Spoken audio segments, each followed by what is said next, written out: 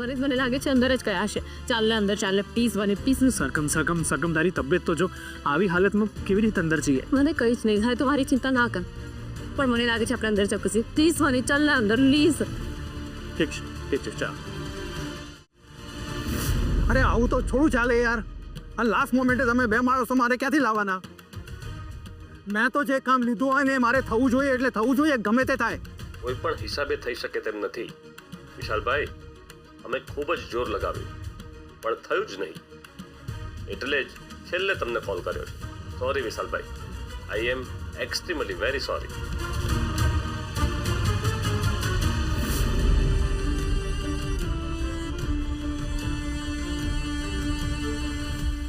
સરગમ, આપણે અંદર કેવી રીતે જઈશું?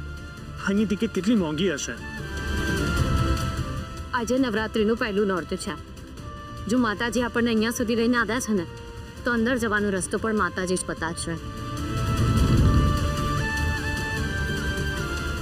જય મા જગદંબે.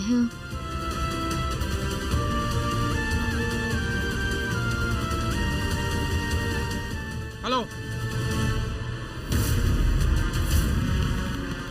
શું આપની મદદ કરી શકું? તમે કોણ? હું વિશાલ શર્મા, આ ઇવેન્ટનો ઓર્ગેનાઇઝર. હું તમારી મદદ કરી શકું એમ છું. તમે અમારી મદદ કેવી રીતે? એકચ્યુઅલી મારે તમારી મદદની જરૂર છે. મદદની સામે મદદ. હું તમને અંદર લઈ જવામાં મદદ કરું અને તમે મારું એક નાનું કામ કરી આપવામાં મદદ કરો. કેવી મદદ?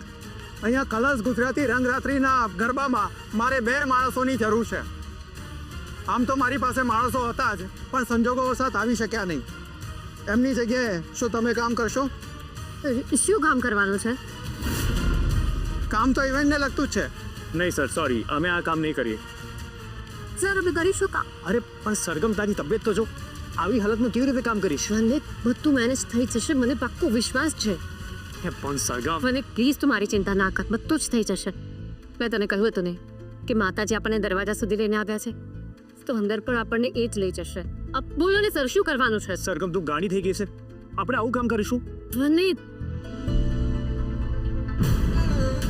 અત્યારે પરિસ્થિતિ પ્રમાણે તો આપણને જે કામ મળે ને આપણે કરી લેવું જોઈએ. કદાચ માતાજીની આ જ ઈચ્છા હોય આપણે એક તક મળી રહી છે મોટી વાત સુધી પહોંચવાની. સમય સમયને શીખવાય છે એટલે આપણે જેવો દેશ એવો વેશ ધારણ કરવો પડે અને સમય પ્રમાણે વર્તવું પડે ને. વનિત પ્લીઝ, વનિત પ્લીઝ. હવે સરગમ મારી પ્લીઝ વનિત ચાલ ને અંદર પ્લીઝ. ઠીક છે સર, અમે રેડી છીએ. Okay, thank you. આવો.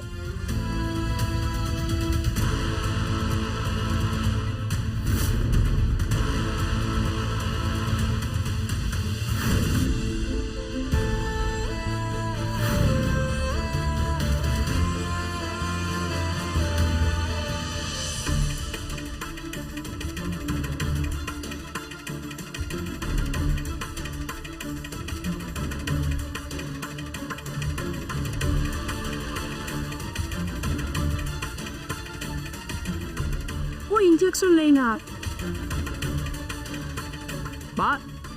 બા તમે કોણ છો? તમારું નામ શું છે? બા હવે તમને એ જ પૂછી રહ્યા છે કે તમે કોણ છો. બા જો તમે એમને જણાવશો કે તમે કોણ છો તો તમને તમારા ઠેકાણે પહોંચાડી શકશે ને. હા બા બોલો, તમારું નામ શું છે અને તમે ક્યાં રહો છો?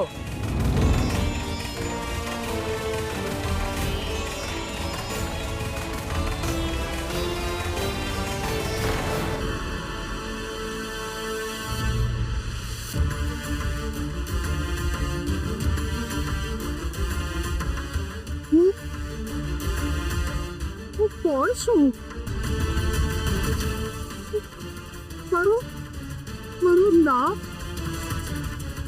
નામ શું છે?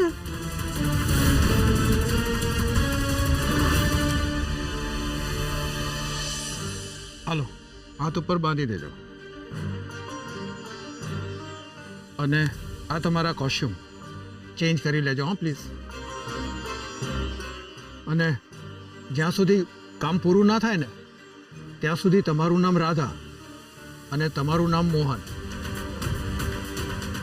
અને કોઈ પણ પૂછે ને તો પણ તમારે આ જ નામ કહેવાનું, કેમ કે એ પાછો તમારા આઈ કાર્ડમાં ચેન્જ નહીં થાય. હા.